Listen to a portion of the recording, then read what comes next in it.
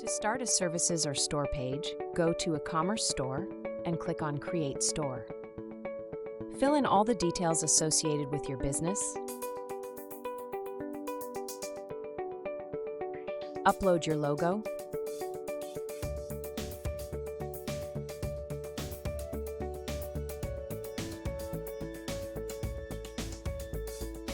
And finally, click on Create Store to start the e-commerce front for your business.